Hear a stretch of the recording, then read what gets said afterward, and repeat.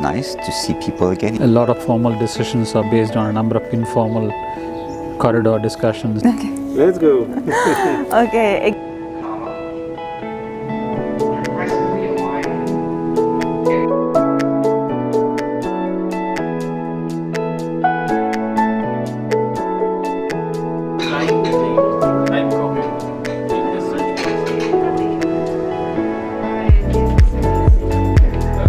It's going to be the whole of government approach and the whole of stakeholder, or whole of society approach. We have seen business groups and companies come. We've seen faith organizations.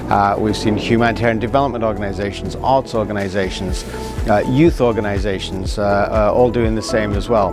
This is very, very crucial.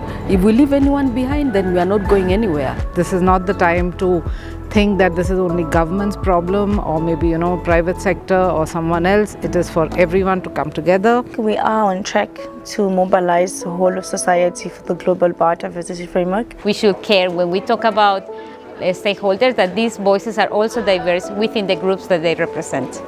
We have got to understand how to work with the farming community. We will not achieve biodiversity conservation objectives if we're not able to work with, support, engage with and value the work that the food producing community is engaged in.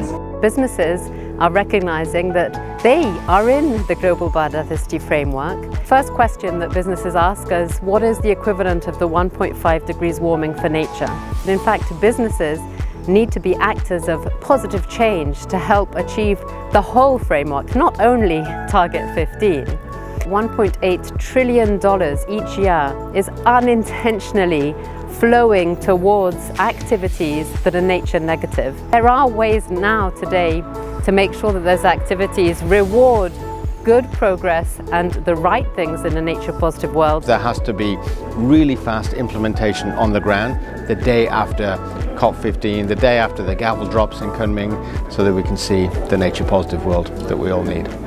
A lot of CSOs in Africa are actually putting actions where their words are and have made concrete commitments and immediately start running and implementing them. I think we have to think about it more about implementation and how the resources will be equally distributed to all the main stakeholders.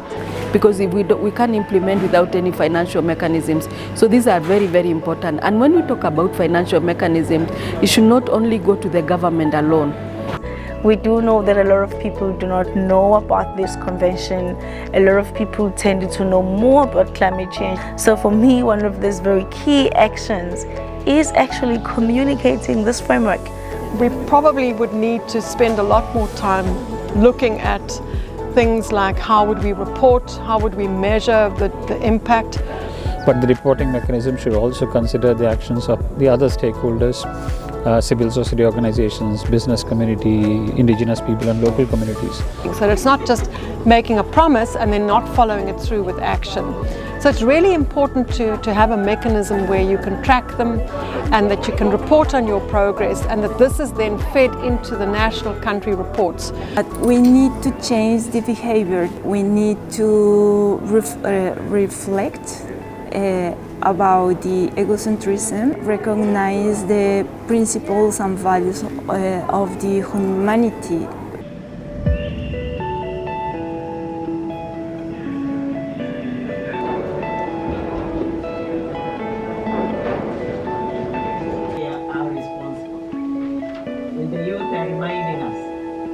Whatever we are going to recommend here is also very important for the future.